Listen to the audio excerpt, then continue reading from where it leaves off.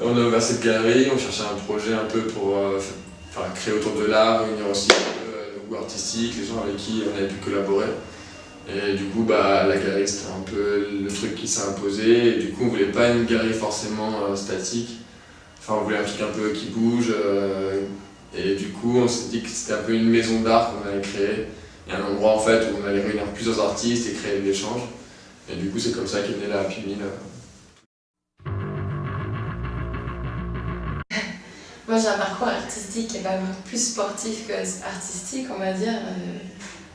J'étais très influencée par le pignon fixe et le BMX. Je travaillais pour un magazine. J'ai travaillé aussi pour la Glisse en Angleterre, où j'étais attachée de presse.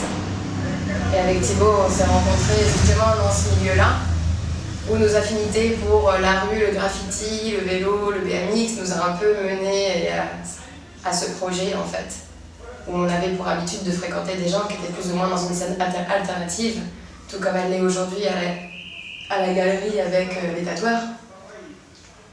Et pour Thibaut, tu peux peut-être... Non, pour moi c'est pareil, c'était un prolongement, c'était un peu réunir nos différentes passions justement dans notre maison et pouvoir dire, mélanger ces passions, les acteurs de ces différents courants un petit peu et les faire travailler avec eux, travailler avec nous. Donc, voilà, un peu une galerie assez ouverte. Oui. 6 mois. 6 mois. J'étais là depuis 6 mois. Depuis 6 mois. Et donc, 6e Happy Meal, en fait, c'est le 6e mois finalement. Voilà. C'est ça. C'est ça. Chaque mois, une Happy Meal, chaque premier jeudi du mois. On organise en fait un rendez-vous artistique qui n'est pas forcément qu'un vernissage à part entière, puisqu'on invite vraiment tous nos artistes à venir présenter leurs travaux et les présenter au public, même si les Happy Meal deviennent de plus en plus importantes et que finalement le monde qui vient à la galerie ne permet plus cet échange de proximité tel qu'il l'était à la première, puisqu'on accueille maintenant près de 500 ou 600 personnes lors de nos vernissages, donc c'est assez... La galerie est assez petite, donc c'est vrai que du coup ça se remplit. Et... Bon, les gens ils viennent pour autre chose, ils se rencontrent quand même tous, et c'est bien parce que pareil, il y a plein d'échanges, le public. Il y a souvent les artistes qui sont présents, donc ça reste quand même, tout le monde est là, ils discutent. C'est quand même, je pense, un bon moment de partage entre ceux qui viennent admirer les œuvres, ceux qui les créent, et les milieux qui les entourent aussi. C'est un peu un bouquet éclectique du fait qu'il y ait le petit goodies du Happy Meal avec le petit jouet. On s'est dit que notre t-shirt sérigraphie, puisqu'on a notre atelier de sérigraphie dans lequel on invite les artistes à collaborer avec nous, on s'est dit que c'était un peu un bouquet garni tel que le Happy Meal le présentait, avec 6 artistes à chaque fois et puis un petit goodies de l'artiste exposé, quoi. D'accord. Voilà, c'était un petit peu... C'est le menu du jour. C'était le menu du jour, quoi. Ouais. Donc à chaque Happy Meal, en fait, un t-shirt limité, sérigraphié limité, créé. Créé pour l'occasion avec les artistes. Voilà. D'accord. Avec les artistes qui le souhaitent et qui ont envie de participer au projet, on leur propose même de venir les tirer avec nous et les printer avec nous dans notre atelier. On a eu la chance d'accueillir Liam, Guy et Sacha il y a 2 semaines, où ils sont venus à l'atelier voir le process, etc. C'est pas toujours une activité qui est à portée de main, bien souvent c'est des commandes qu'ils font. Et c'est vrai que là, ça permet d'avoir un échange un peu interactif et artistique pour le coup avec l'artiste. Et du coup, nous aussi, ça nous permet d'avoir un peu un souvenir à part entière et des productions exclusives pour la galerie, quoi. Mon histoire avec le tatouage, j'habitais à Londres depuis ma majorité en fait. J'ai rencontré Liam en fait à l'époque et qui m'a un peu présenté ses travaux. Ça m'a donné plus ou moins envie de me faire tatouer. Pas forcément Liam, mais l'entourage de manière générale qu'il y a et l'ambiance générale de Londres fait que c'est plutôt monnaie courante d'être tatoué. Et de ce fait, je me suis plus ou moins lancée dans l'aventure, mais sans jamais penser être autant tatouée. Dans tous les cas, bon, ça c'est à part, quoi. Toujours est-il que le tatouage, c'est une discipline qui m'a toujours un peu intriguée. Je la trouve un peu mystique, pleine de symbolisme. Je trouve que c'est un acte plutôt de franchise et comment dire, de circonstance dédiée à quelque chose. Ouais, c'est une espèce d'engagement, quoi. Un espèce d'engagement symbolique. Et le représenter à la galerie, c'était plutôt intéressant.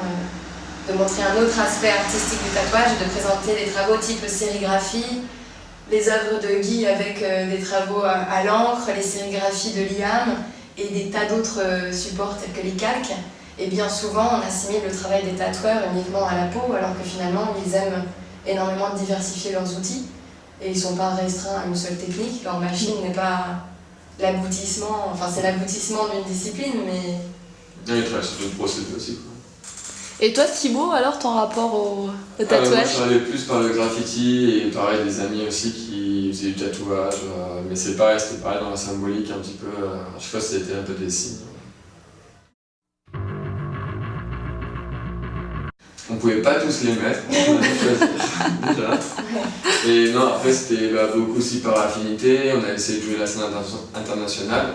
Nous on est dans le 11e, mais on essaie de jouer aussi un peu tout ce qui est le quartier. On a exposé des tatoueurs du 11e pour présenter un peu leurs travaux, type Cockney, Rude. Après il y a des gens de Paris et d'autres, et on a aussi fonctionné avec nos affinités, et des gens qui pour nous représenter, qui avaient une place forte dans le tatouage, et donc c'est vrai on appréciait nous aussi leur travail. D'accord. Ouais, c'est à peu près ça. On a essayé de représenter des travaux qui étaient plus ou moins complémentaires aussi. C'est vrai que chacun, je trouve que dans la galerie, là, il y a une très belle harmonie qui s'est créée plus ou moins naturellement. Alors j'espère un petit peu grâce à nos yeux, mais en tout cas, je trouve que ne serait-ce que les 6 artistes ici fonctionnent très bien ensemble. Enfin là, la première pièce avec Thomas, Guy et Liam, je trouve que c'est un trio qui est assez complémentaire, qui représente une scène plus ou moins internationale. Et dans la deuxième pièce, une scène plus ou moins locale et nationale, parisienne en tout cas, qui elle aussi est plutôt une belle fourchette de ce qui est représenté à l'heure actuelle dans la scène du tatouage parisienne, quoi. Même français.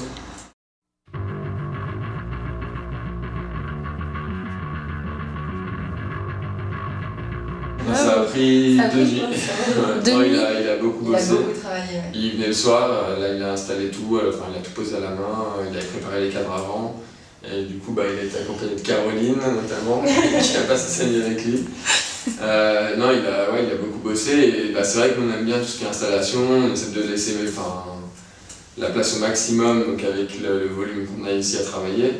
Mais c'est vrai qu'on pousse un peu les artistes. Si nous disons on a un projet à monter, il faut toucher les murs, on est souvent partant aussi. Et voilà, quand nous, on est content du carte blanche, c'était une réussite, quoi. C'est vrai que la carte blanche, on la donne à chacun de nos artistes. On n'impose aucun format, aucune technique. Ils peuvent venir peindre le plafond s'ils veulent. Enfin, vraiment, ils n'ont aucune restriction. Tout est possible et c'est vrai que Cockney avait voulu présenter son travail de manière assez différente et en effet, il n'y en a aucun qui l'a présenté comme ça pour le coup. C'est assez fascinant. Il a travaillé des compositions qui marchent bien. Justement, il était parti de l'idée de monter tout le process du tatouage. Donc vraiment à partir du sketch, à la mise au noir et ensuite tout ce qui suit.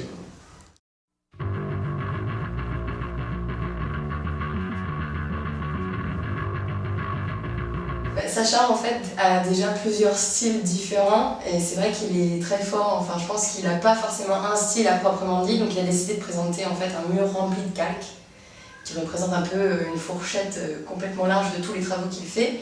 Et il a présenté 3 mandalas parce qu'il nous a plus ou moins précisé qu'il était passionné de ces nouvelles mandalas qu'il exploitait de plus en plus et il a peint le mur pour pouvoir présenter, peint le mur en noir pour présenter des cadres transparents avec ces mandalas. Faire un jeu d'ombre au mur en fait. Ouais. Alors ça c'est génial, quand il y a un tout petit peu de vent ou quand tu marches juste à côté ça fait le bruit des calques. Franchement c'est vrai, parfois je bouge et je me dis ah non je vais les arracher mais en fait ils bougent tout seuls, ils volent. En fait un petit peu de vent là tu les sens. C'est cool. Et c'est hyper vivant comme œuvre en fait, c'est la seule œuvre qui soit vivante mais c'est ces calques, c'est rigolo. Un grand merci pour cette interview, on vous invite à venir voir l'exposition qui aura lieu jusqu'au 25 juillet 2013. Vous pourrez y voir les travaux de Guy Tatoueur, de Liam Sparks qui vient de Grande-Bretagne et qui pratique aussi son activité à New York, de Thomas qui est anglais, qui habite à New York et qui vient de déménager au Texas, donc c'est plutôt exclusif de l'avoir à la galerie, mais aussi de Easy Sacha qui travaille au Mystery Tattoo Club, de Rude qui travaille au 23 rue Keller et de Cockney qui travaille au Hand in Glove Tattoo.